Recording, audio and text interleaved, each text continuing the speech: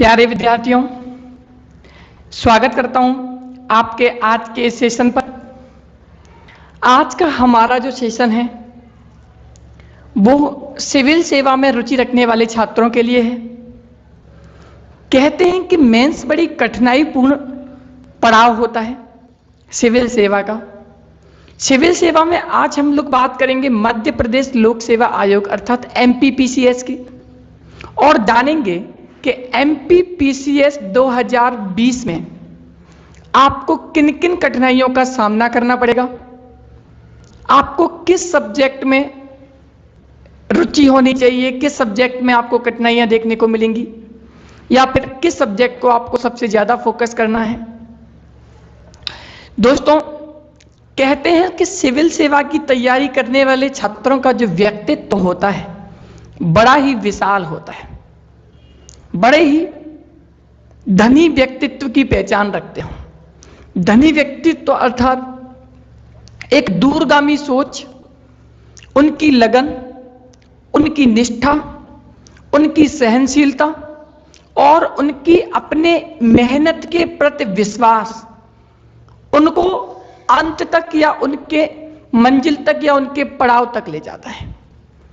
और यही मेहनत के साथ विश्वास, यही लगन, यही निष्ठा आपको जब तक आपका इंटरव्यू वाला एग्जाम नहीं हो जाता, इंटरव्यू नहीं हो जाता, तब तक अपने आप को अपने अंदर ये सब कुछ आपको रखना है।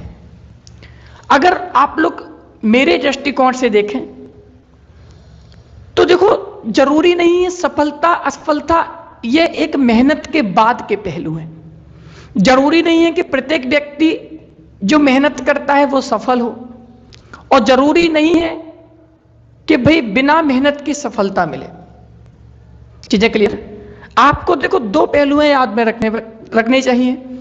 सबसे पहली बात, आपको बिल्कुल दबा के मेहनत करनी है, पूरी ताकत लगा देनी है, पूरा आपका सेंस, पूरा आपकी जो एक दृष्टिकोण होना चाहिए वो आपका सीधा इंटरव्यू एग्जाम पर होना चाहिए। आपको उल्टा चलना है।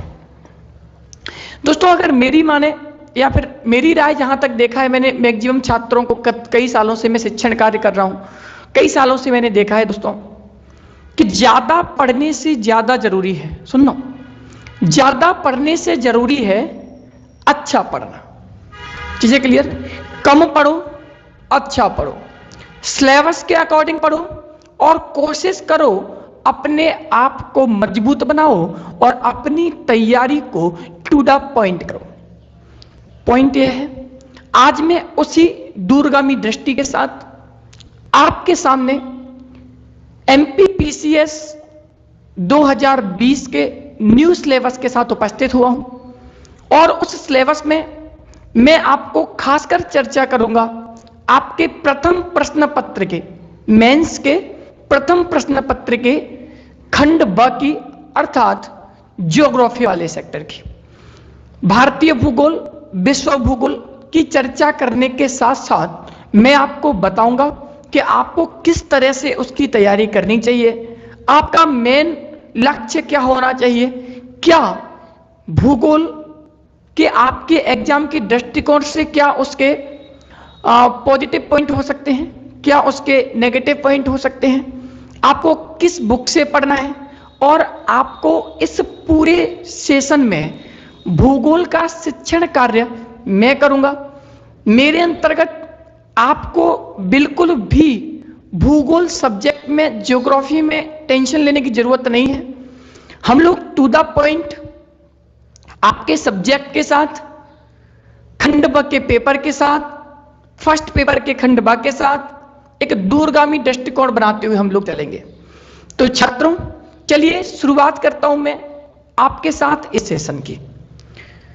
दोस्तों, आप लोगों को पता होगा कि भाई MPPCS या कोई भी PCS एग्जाम हो, उसमें छात्रों को 3 पड़ाव से गुजरना पड़ता है। वो 3 पड़ाव कौन कौन से होते हैं?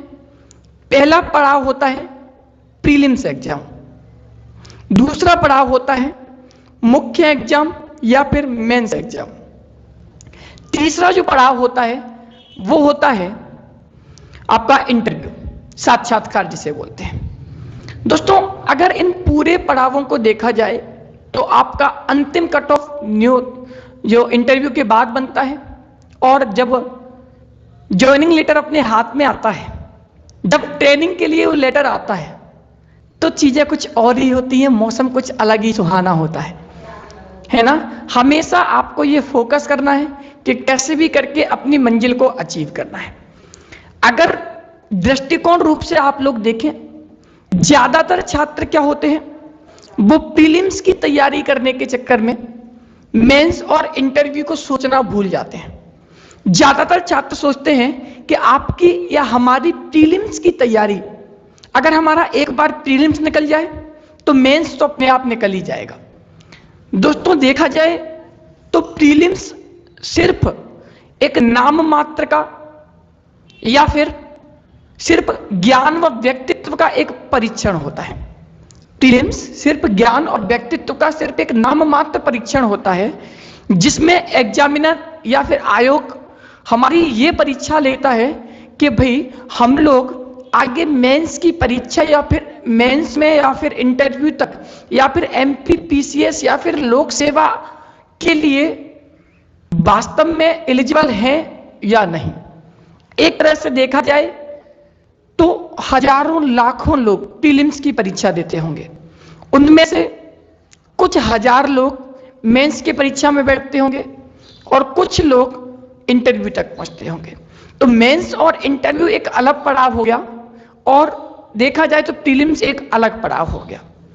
दोस्तों आप लोगों को जरूरी है कि प्रीलिम्स की तैयारी ना करते हुए आप लोग मेंस और इंटरव्यू पर फोकस करें, और इंटरव्यू एवं मेंस पर इतने अच्छे से फोकस करें कि प्रीलिम्स तो अपने आप ही निकल जाएगा या प्रीलिम्स की तैयारी तो स्वतः ही हो जाएगी। तो हम लोग देखते हैं कि प्रीलिम्स और मेंस के बीच में लगभग 4 से 5 महीने या 6 महीने या 7 महीने का हमारे पास ड्यूरेशन समय होता है। कोई ना कोई इशू आ जाता है, इसलिए 4-5 महीने हमें मिल जाता है, और वो 4-5 महीने हमें मेंस की तैयारी करना होता है, जो बहुत ही मुश्किल होता है। दोस्तों एक चीज मैं आपकी जानकारी के लिए और बता दूं, जरूरी नहीं है जिसके पास ज्ञान ज्यादा हो, जिसके पास नॉलेज ज्यादा हो, उसकी जरूरी नहीं है कि भाई उसका एग्जाम निकलेगा। क्यों?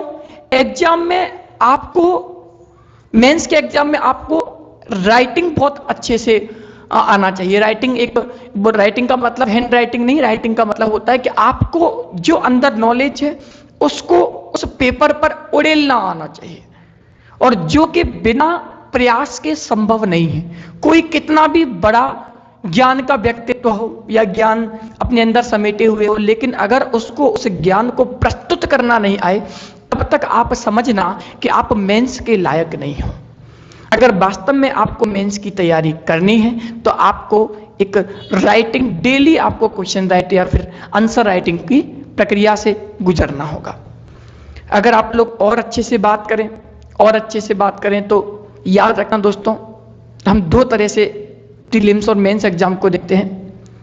कुछ बच्चे ऐसे होते हैं जो प्रीलिम्स की भी तैयारी कर रहे हैं, वो भी क्या करते हैं, वो भी इस तरह से लिखते हैं जैसे अंडरलाइन करते हुए, है ना। कोई भी पढ़ेंगे, मेंस की बुक को पढ़ेंगे तो अंडरलाइन करते हुए पढ़ेंगे। दोस्तों ये आदत बंद करिए।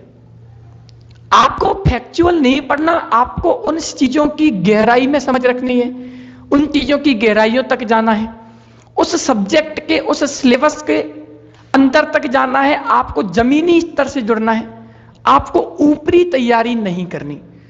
देखो 2 तरह की तैयारी होती है। अगर आपको एसएससी देना होता तो आप जल्दी जल्दी अंडरलाइन करके, या फिर मैं कह देता आपको कि मैं आपको 1-2-3 ट्रिक्स ऐसी बता दूंगा जिससे अकबर का कार्यकाल पूरा हो जाएगा और पूरे मंदिर मस्जिद आपको याद हो जाएंगे। तो आपको मिसलीनियस नहीं पढ़ना, आपको पीसीएस की तैयारी करनी है। आप एक जिले के डीएम कहलाओगे, आप उस जिले के डिप्टी कलेक्टर कहलाओगे।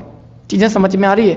तो इस व्यक्तित्व को या इस फ्रंट को आपके सामने, आप अपने सामने रखकर आपको तैयारी करनी है। तो चलिए ज्यादा बात ना करते हुए मैं आपको पड़ावों से या फिर एमपी पीसीएस के पड़ावों से आप सबको परिचित कराता हूं। अगर आप लोग बात करोगे ज्योग्राफी की, या फिर अगर आप लोग बात करोगे कि आपको सामने ये पूरा सिलेबस खुला हुआ रखा है, राज्य सेवा मुख्य परीक्षा में आपको कुल 6 प्रश्न पत्र होंगे, जिसमें सभी प्रश्न पत्र अनिवार्य है आपको देना। आप लोग देख सकते हो, प्रथम प्रश्न पत्र से आप लोग शुरुआत कर सकते हो। प्रथम प्रश्न पत्र सामान्य अध्ययन फर्स्ट का होगा, जिसमें इतिहास और भूगोल आपको 2 सब्जेक्ट देखने को मिलेंगे। खंड अ 2 खंड होंगे, खंड अ और खंड ब, इतिहास और भूगोल के 3 घंटे का प्रश्न पत्र होगा। 300 नंबर का पूर्णांक होगा, जिसमें से आपको हिंदी और अंग्रेजी दोनों माध्यम में इसको देने की सुविधा मिलेगी। 3 घंटे में 300 नंबर का पूर्णांक आपको कवर करना है। एक पेपर में 2 सब्जेक्ट आपके आएंगे, इतिहास और भूगोल। इसके बाद द्वितीय प्रश्न पत्र की अगर आप लोग बात करो तो द्वितीय प्रश्न पत्र सेकंड क्वेश्चन पेपर आपका सामान्य अध्ययन का सेकंड होगा, जिसमें राजनीति शास्त्र, अर्थशास्त्र एवं समाजशास्त्र ये तीनों आपको देखने होंगे, जिसमें 3 घंटे का प्रश्न पत्र होगा। 300 नंबर से आपसे गुजरना पड़ेगा। चीजें क्लियर? हिंदी एवं अंग्रेजी माध्यम दोनों में ही आपको यह प्रश्न पत्र देना होगा। तीसरा प्रश्न पत्र आपके सामने सामान्य अध्ययन थर्ड का है। तीसरा यानी थर्ड या तृतीय प्रश्न पत्र आपके सामने है, जिसमें विज्ञान और तकनीकी साइंस एंड टेक से आपको गुजरना होगा। 3 घंटे का यह प्रश्न पत्र होगा और 300 नंबर का होगा। यह भी हिंदी और अंग्रेजी दोनों माध्यम में आपको देखने को मिलेगा। चौथे प्रश्न पत्र की अगर आप लोग बात करोगे तो चौथा प्रश्न पत्र आपको सामान्य अध्ययन 4 के नाम से मिलेगा, जिसमें आपको दर्शन शास्त्र, मनोविज्ञान एवं लोक प्रशासन से संबंधित प्रश्न देखने को मिलेंगे। अगर आप लोग इसको देखें तो एक सामान्य भाषा में आप इसको एक इथिक्स के नाम से जानते हो, तो इथिक्स का पेपर आपको देखने को मिलेगा। 3 घंटे की इसकी अवधि होगी, 200 नंबर का ये पेपर होगा। हिंदी एवं अंग्रेजी माध्यम दोनों में आपको देखने को मिलेगा।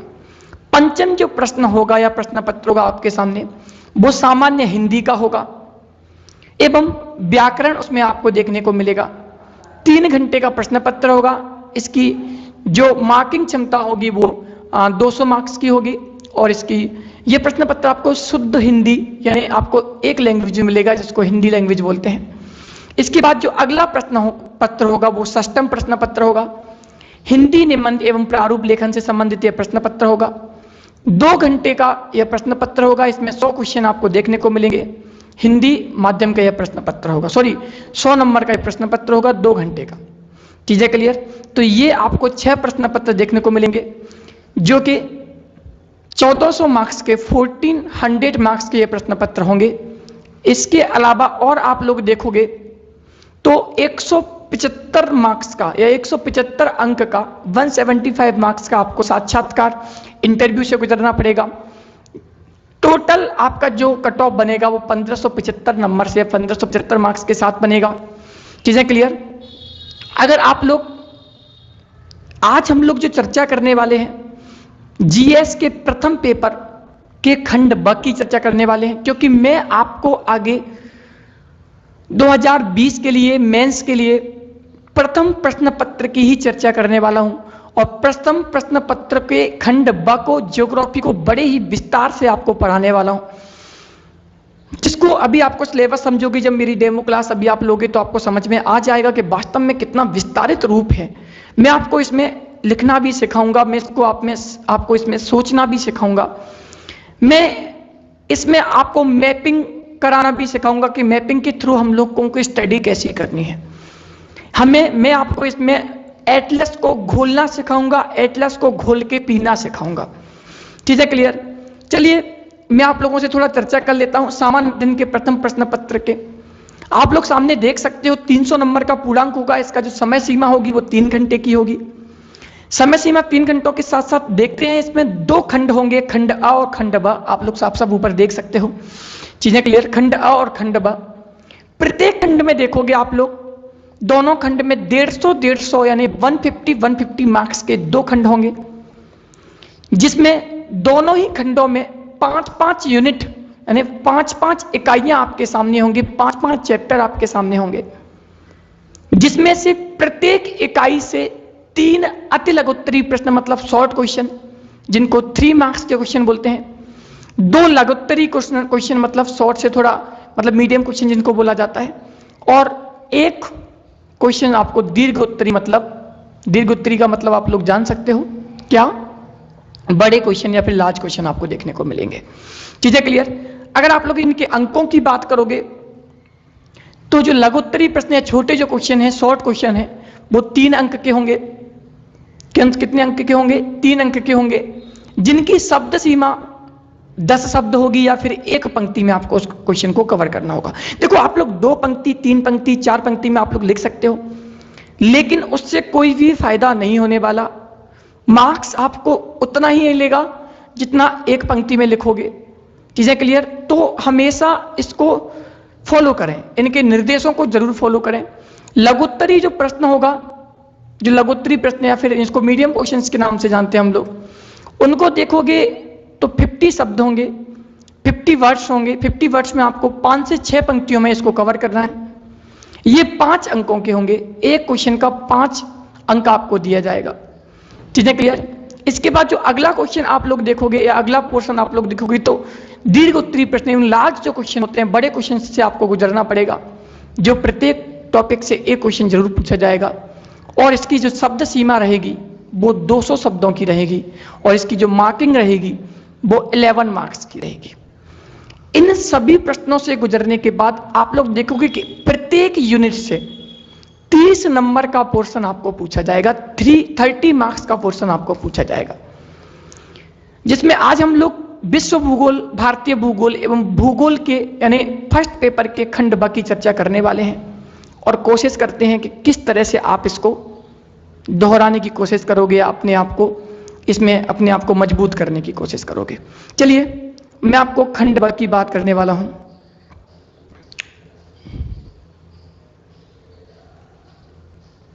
चलिए, जैसा कि आप लोग देख सकते हो, राज्य सेवा परीक्षा मुख्य परीक्षा पाठ्यक्रम प्रथम प्रश्न पत्र खंड अ की मैं आप लोगों से बात करने वाला हूं। खंड अ आपके सामने इतिहास है, 2 खंडों में विभाजित है, 2 पार्ट में विभाजित है। ये पार्ट 5 तो पार्ट सेकंड की मैं आप लोगों के सामने बात करने वाला हूं।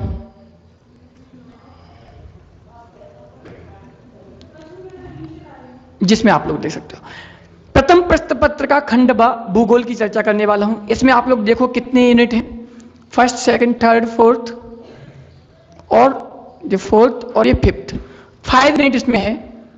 अब जरा देख लेते हैं विस्तार रूप से कि भूगोल को कैसे समझोगे। दोस्तों, ज्योग्राफी की अगर आप लोग चर्चा करोगे तो ज्योग्राफी सब्जेक्ट बड़ा ही रोचक, बड़ा ही इंटरेस्टेड होता है। इसमें कुछ ऐसी चीजें जानने को मिलता है जिससे हमें अपने आसपास के परिवेश एवं आसपास की गहराइयों को आप लोग जान पाओगे। आपको भूगोल के अंतर्गत मैपिंग से गुजरना पड़ेगा।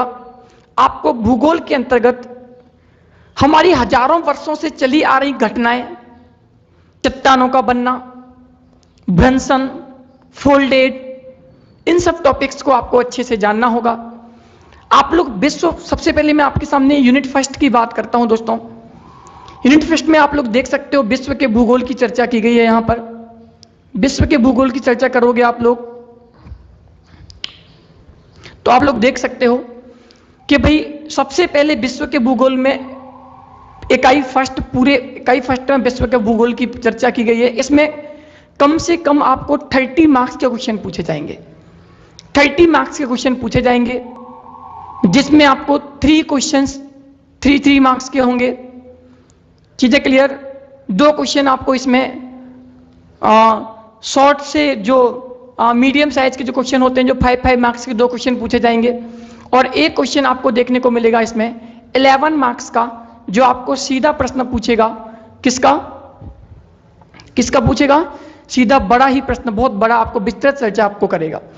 तो विश्व के भूगोल में आपको कुछ ज्यादा ध्यान ना देते हुए आपको सिर्फ चीजें पढ़नी है। प्रमुख भौतिक लक्षण, पहला इसका टॉपिक माना गया है प्रमुख भौतिक लक्षण, जिसमें पर्वत, पठार, मैदान, नदियां, झीलें और हिमनद से आपको प्रश्न बनेंगे। अब प्रश्न कैसे बनेंगे मैं आपको एक थोड़ी चर्चा कर लेता हूं। आपको वो पूछ सकता है कि कोई 3 अंतरा पर्वतीय पठार क्या है, 3 अंतरा पर्वतीय पठारों के बारे में चर्चा कीजिए। किसी भी नदी का मुहाना आपको 3 नंबर में पूछ सकता है। वो आपको पूछ सकता है कि भाई कि उत्तर अमेरिकी महाद्वीप एशिया महाद्वीप से किन किन रूपों में भिन्न है। ये आपको 11 मार्क्स के क्वेश्चन में पूछ सकता है।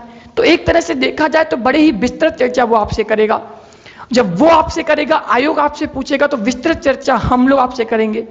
मैं आपको वादा करता हूं कि बिल्कुल पूरा जो भू आकृतिक जो विज्ञान है जिसको बोलते हैं, भू आकृतिक जो ज्योग्राफी है पूरी, उस ज्योग्राफी को मैं पर्वत, पठार, मैदान और नदियां और झीलों और हिमनद के साथ बड़े ही विस्तार चर्चा मैं आप लोगों से करूंगा। इसके बाद दूसरे नंबर पर दूसरा पॉइंट उन्होंने दिया है कुछ भौगोलिक घटनाएं।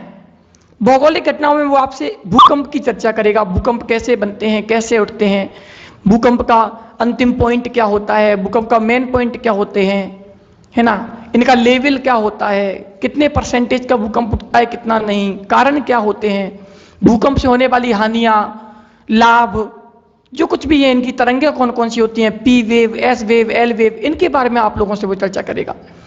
इसके अलावा सुनामी से आप लोगों की चर्चा करेगा, चक्रवात, प्रतिचक्रवातों की आप लोगों से चर्चा करेगा। ज्वालामुखी से क्वेश्चन पूछने की संभावना बहुत ज्यादा रहती है।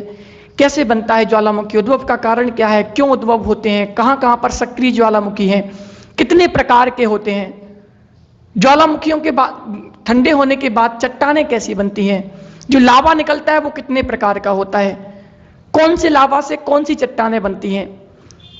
ज्वालामुखी से दो तरह के ज्वालामुखी, आंतरिक ज्वालामुखी, बाहरी ज्वालामुखी, आंतरिक चट्टानें, बाहरी चट्टानें, इन सब चीजों की चर्चा वो आप लोगों से करेगा।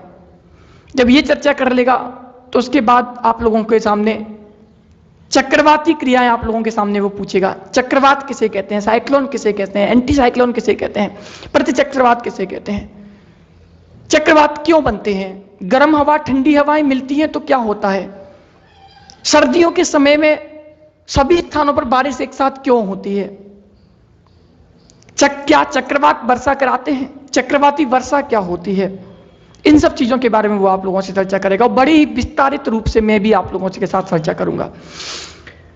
विश्व की जलवायु की अगर आप लोग बात करें, तीसरे पॉइंट पर आप लोग देख सकते हो, तीसरे पॉइंट पे वैश्विक जलवायु की आप लोगों से वो चर्चा कर रहा है, जिसमें जलवायु एवं ऋतुओं के बारे में चर्चा करेगा। भारत की जलवायु कैसी है, विश्व की जलवायु कैसी है, उत्तर अमेरिका में कैसी हवाएं चलती हैं, भारत के आसपास मतलब एशिया महाद्वीप में कैसी हवाएं चलती हैं, अफ्रीका महाद्वीप में कैसी हवाएं चलती हैं, समुद्र के किनारे विषुवत रेखा पर जलवायु कैसी है, विषुवत रेखा पर ज्यादा गर्मी ज्यादा सर्दी क्यों नहीं होती, कारण क्या है, वो आपसे ये प्रश्न पूछने की कोशिश करेगा।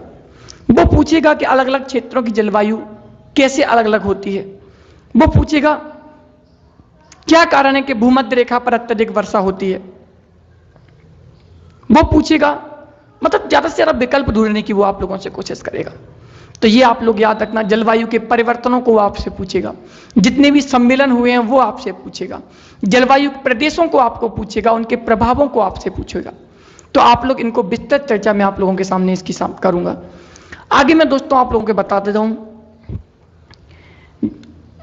सभी लोग कोशिश करें, लाइक करें, शेयर करें, सब्सक्राइब करें, अपने दोस्तों को भी बोले कि MPPCS मेंस की क्लासेज स्टार्ट हो गई हैं और हमें वो क्लासेस लेनी है। आप बिल्कुल टेंशन ही छोड़ दीजिए अपने मेंस सेकंड पेपर का।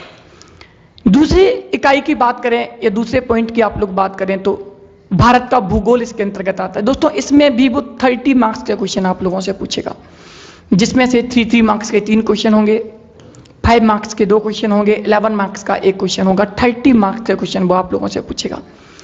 अगर आप लोग इसकी विस्तृत चर्चा में देखें तो सबसे पहले आपको भौतिक स्वरूप से गुजरना होगा। जो आप वैश्विक भूगोल में, जो आप विश्व भूगोल में, जो आप इन वर्ल्ड ज्योग्राफी में जो आप जिन जिन दौरों से गुजरे थे वही दौर आपको यहाँ पर भी देखने को मिलेंगे। जैसे पर्वत, भारत के पर्वतों के बारे में बात करोगे आप, भारत के पठारों के बारे में आप लोग बात करोगे, भारत के मैदानों के बारे में बात करोगे, भारत की झीलों के बारे में बात करोगे, भारत की हिमनद के बारे में आप लोग बात करोगे। ये सब चर्चा आप लोग करने वाले हो। भारत एक भू आकृतिक प्रदेश कैसे है, भारत की भू आकृतिक संरचना क्या है, इनके बारे में वो आप लोगों से बात करेगा। हिमनद के बारे में बात करेगा, कौन सी झील कैसी है, खारी झील है, मीठे पानी की झील है, मैदान कैसे हैं, किन नदी के द्वारा मैदान बने हैं, बी आकार की घाटी, यू आकार की घाटी, इस सारी बहुत ही विस्तृत चर्चा आप लोगों से करेगा। पर्वत एवं पठारों की पर्वतों की ऊंची चोटियां कौन कौन सी हैं, पर्वत श्रेणी कौन कौन सी हैं, द्रोणियां क्या होती हैं, बेसिन क्या होते हैं, इन सब की आप लोगों से चर्चा करेगा। जलवायु, दूसरा पॉइंट आप लोग भारत के भूगोल के अंतर्गत देख सकते हैं, जलवायु का। मानसून की उत्पत्ति, एल नीनो, ला नीनो, मानसून कैसे आता है, जलवायु कैसे होती है। भारत के उत्तर पूर्व में आप लोगों ने देखा होगा तिब्बत के पठार में जेट प्रवाह जिसको बोलते हैं, पछुआ पवनें इसको बोलते हैं, वो कैसे उत्पादित होती हैं, या फिर उन पछुआ पवनों से भारत पर क्या प्रभाव पड़ता है, या फिर भारत के मानसून पर पछुआ पवनों से क्या इफेक्ट पड़ता है। इन सब चीजों को वो आपसे पूछेगा। ऋतुओं को पूछेगा, वर्षा ऋतु के बारे में चर्चा करेगा। बहुत चीजें ऐसी हैं जो आप लोगों को जलवायु के अंतर्गत पूछेगा। इसकी भी हम लोग विस्तृत चर्चा करेंगे दोस्तों।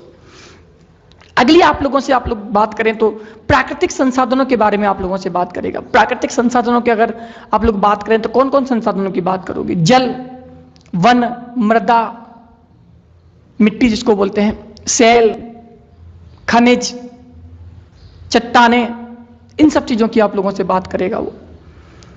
अगला बिंदु आप लोगों से भारतीय भूगोल के अंतर्गत जनसंख्या से प्रश्न पूछेगा। जनसंख्या वृद्धि एवं वितरण कैसा है, जनसंख्या का घनत्व कैसा है, लिंगानुपात कैसा है, महिला पुरुष बच्चों का लिंगानुपात कैसा है, साक्षरता कैसा है, गांव की साक्षरता, शहरी साक्षरता, पुरुष साक्षरता, महिला साक्षरता, प्रवास कैसा है, ग्रामीण प्रवास, भारतीय प्रवास, शहरी प्रवास, ग्रामीण एवं नगरीय जनसंख्याओं के बारे में आप लोगों से चर्चा करेगा कि गांवों से शहरों की ओर जनसंख्या का पलायन क्यों हो रहा है, व्यक्तियों का पलायन क्यों हो रहा है, लोगों का पलायन क्यों हो रहा है, इससे क्या क्या हानियां हैं, क्या क्या इसके सकारात्मक तथ्य हैं, क्या क्या इसके नकारात्मक तथ्य हैं, पॉजिटिव नेगेटिव दोनों थिंक वो आपसे जानने की कोशिश करेगा। अगले प्रश्न की आप लोग अगले पॉइंट की बात करोगे तो खाद्य प्रसंस्करण एवं संबंधित उद्योग आप लोगों से पूछेगा। खाद्य प्रसंस्करण एवं संबंधित उद्योग की अगर आप लोग बात करो तो एक सिंपल वे में आप लोग बात कर सकते हो कि भाई क्या होता है खाद्य प्रसंस्करण। इसमें आप लोग देख सकते हो कि एक तरह से एक किसी वस्तु का मॉडिफिकेशन करके या उसको कंपनियों में उसको टर्न करके उसका एक विस्तार करके उसका रूप में परिवर्तन करके नई चीज का उत्पादन, दूध से दही बनना, दूध से क्रीम बनना, दूध से आइसक्रीम बनना, चीजें क्लियर, और उस आइसक्रीम का एक किसी मूल्य में बिकना, उसका मूल्यवर्धन होना। खाद्य प्रसंस्करण एवं संबंधित उद्योगों की चर्चा। खाद्य के अंतर्गत कौन कौन से उद्योग हैं, चाहे उनकी संभावनाएं क्या हैं, उनकी महत्ताएं क्या हैं। उद्योगों का स्थानीयकरण आप लोग कैसे कर सकते हो, मतलब अलग अलग स्थानों पर जहां पर उद्योगों की कमी है वहां पर कैसे उद्योग लगाए जा सकते हैं। उद्योगों की पूर्ववर्ती एवं आगे की जो आवश्यकताएं होंगी उनकी मांग कैसे होगी, उसकी पूर्ति कैसे होगी, उसकी श्रृंखला प्रबंधन कैसे होगा, ये सब कुछ आपको इसके अंतर्गत पढ़ना है।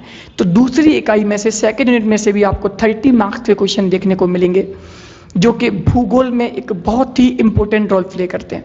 जो थर्ड क्वेश्चन या थर्ड टॉपिक आप लोगों के सामने मैं लेकर आया हूं या फिर आयोग ने रखा है वो है मध्य प्रदेश का भूगोल।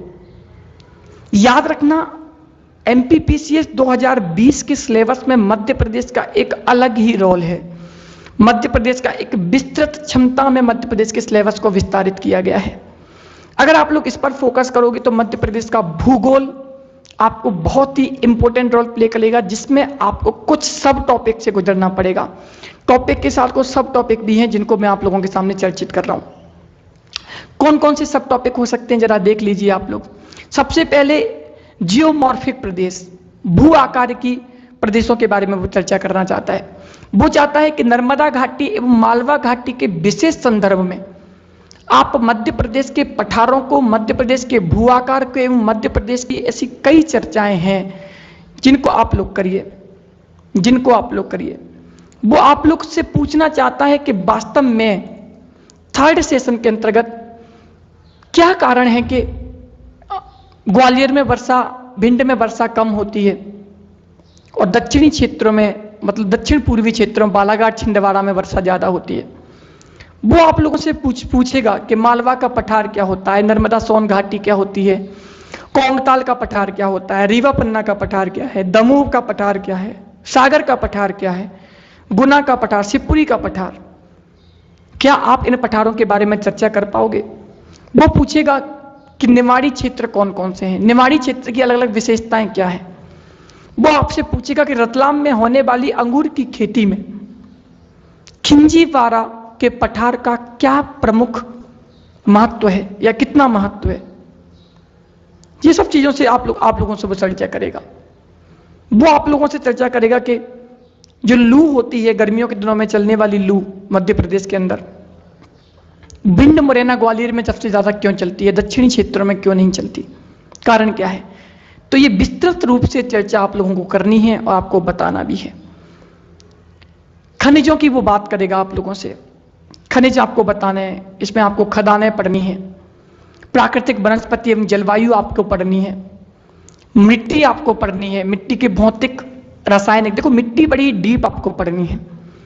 आपको प्रीलिम्स से फैक्ट भी निकालने हैं, आपको मेंस की विस्तृत चर्चा भी मिट्टी के अंतर्गत करनी है, जिसमें भौतिक, रासायनिक, जैविक गुणों को आपको चर्चित करना है। मृदा प्रसंस्करण एवं मृदा निर्माण की आपको चर्चा करनी है। मृदा क्षरण एवं मृदा का जो ह्रास हो रहा है लगातार, मिट्टी की जो कमजोरी होती जा रही है, मिट्टी का जो उपजाऊपन कम होता जा रहा है, उसकी चर्चा आप लोगों को करनी है। जल ग्रहण के आधार पर मृदा संरक्षण की आपको चर्चा करनी है। खनिज एवं ऊर्जा संसाधनों की आपको बात करनी है, खनिज एवं ऊर्जा संसाधनों की आपको बात करनी है। उसके प्रकार एवं खनिज आधारित उद्योगों की आपको चर्चा करनी है। प्रमुख उद्योग क्या है, प्रमुख उद्योगों की आपको चर्चा करनी है, जिसमें कृषि उत्पाद, वन एवं खनिज आधारित उद्योगों की चर्चा आप लोगों को करनी है। कृषि उत्पाद कैसे, कृषि के द्वारा जो उत्पादन किए जा रहे हैं उसकी चर्चा करनी है। वनों की आपको चर्चा करनी है, खनिज की आपको चर्चा करनी है।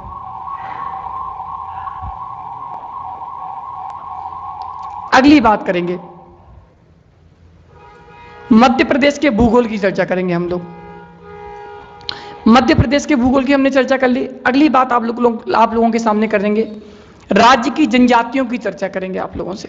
जनजातियों से प्रश्न आपने देखा होगा, चाहे वो प्रीलिम्स हो चाहे वो मेंस हो, हर तरह के प्रश्न आपको पूछे जाएंगे, चाहे प्रीलिम्स हो चाहे वो मेंस हो, किसी भी तरीके के प्रश्न पूछे जाएंगे। राज्य की जनजातियों से प्रश्न बनते हैं। सबसे ज्यादा वो फोकस करता है तो आपदाग्रस्त जनजातियों से सबसे ज्यादा फोकस करता है। आपदाग्रस्त जनजातियों के विशेष संदर्भ आपको बताता है।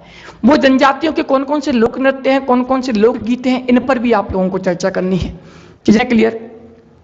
चौथा जो इकाई होगी ये भी आपको 30 मार्क्स की पूछी जाएगी। चौथी इकाई भी आपको 30 मार्क्स की पूछी जाएगी। जल एवं आपदा प्रबंधन की आप लोग बात करोगे। ये छोटा टॉपिक है और ज्यादा मार्क्स इसमें आप लोग गेन कर सकते हो, चाहे वो पेयजल आपूर्ति, जल की आपूर्ति, अशुद्धि, गुणवत्ता प्रबंधन, कुछ भी बोल सकते हो आप लोग। पेयजल की आप लोगों को बहुत ही गहरी समस्या है आजकल भारत के अंदर या फिर विश्व के अंदर। पेयजल की, पीने का पानी आपको किस तरह से मिलेगा, पीने के पानी के अंतर्गत आप क्या क्या उनकी अशुद्धि के कारण बता सकते हो, उनकी आपूर्ति आपको कैसे करनी है, इस पर आपको वो चर्चा करेगा। भूजल एवं जल संग्रहण के बारे में, भूमि के अंदर कितना जल है उसका आपको उपयोग कैसा करना है, जल को संग्रहित कैसे करना है, इसकी आपको चर्चा करनी है। बड़ी विस्तृत तौर पर आपको चर्चा करनी है। प्राकृतिक एवं मानव निर्मित आपदाओं के बारे में वो चर्चा करेगा। आपदा प्रबंधन की अवधारणाओं के बारे में आपको चर्चा करेगा। विस्तार की संभावनाओं की आपको चर्चा करेगा। इसके विशिष्ट खतरे एवं उनका समन यानी उनका खात्मा कैसे किया जाना चाहिए, इस पर आपको चर्चा करनी होगी। अगला टॉपिक आप लोगों के सामने है सामुदायिक योजना। बहुत ही इंपॉर्टेंट है। संसाधन का मानचित्रण करना पड़ेगा कि हमारे पास समाज के लिए कौन कौन से संसाधन है। राहत एवं पुनर्विचार की हमें चर्चा करनी होगी। निरोधक एवं प्रशासनिक उपाय आपको करने होंगे कि जो भी कमियां हैं हमारे अंदर या फिर हमारे प्रशासन के अंदर या फिर हमारे जो भौगोलिक क्षेत्र के अंदर, उसको प्रशासनिक क्या क्या प्रशासनिक सुविधाएं हैं उनके निरोधक के आभास को आपको जानना होगा। सुरक्षित निर्माण आपको करना होगा। वैकल्पिक संचार आपको करना होगा। जीवन रक्षा हेतु कौन कौन सी दक्षता है, कौन कौन सी इफिशियंसी है, इस पर भी वो आप लोगों से चर्चा करेगा। तो ये भी आपको 30 नंबर की आएगी। इसको भी हम लोग बिल्कुल आंसर राइटिंग के साथ बड़े ही डीप पढ़ने वाले हैं। 5th इकाई की बात करते हैं, यूनिट 5 की बात करते हैं। भूगोल की आधुनिक तकनीकी इसको बोला जाता है। यह एग्जाम की दृष्टिकोण से बहुत ही इंपॉर्टेंट मानी जाती है। कहा जाता है कि भूगोल की आधुनिक तकनीक से लगातार प्रश्न बन रहे हैं और हमेशा ये प्रश्न बनते रहेंगे।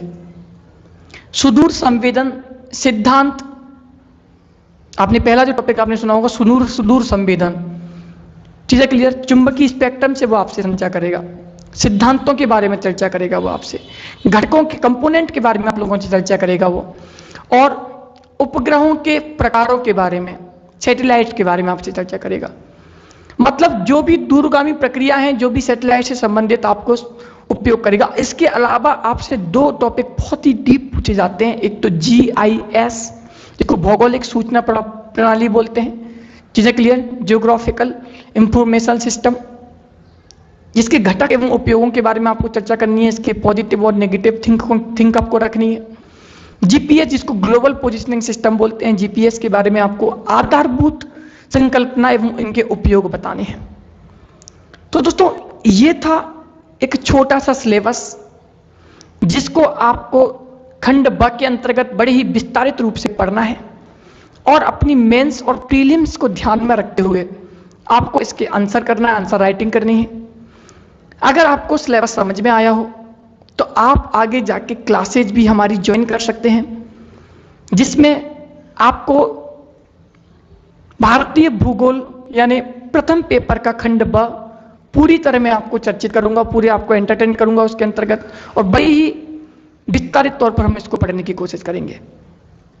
तो लग जाइए, 2020 का सिलेबस बड़ा ही आसान और एक तरह से देखा जाए, कहते हैं जिनमें लगन होती है, जिनमें क्षमता होती है, उनके लिए कोई भी मंजिल छोटी नहीं होती, वो मतलब कोई भी मंजिल बड़ी नहीं होती, उसको एब्जॉर्ब या एग्ज्यूम करने की हम लोग कोशिश करते हैं। तो जुड़े रहिए हमसे, धन्यवाद। मिलते हैं अगले सेशन में, नेक्स्ट क्लास में। तब तक के लिए सभी छात्रों को धन्यवाद।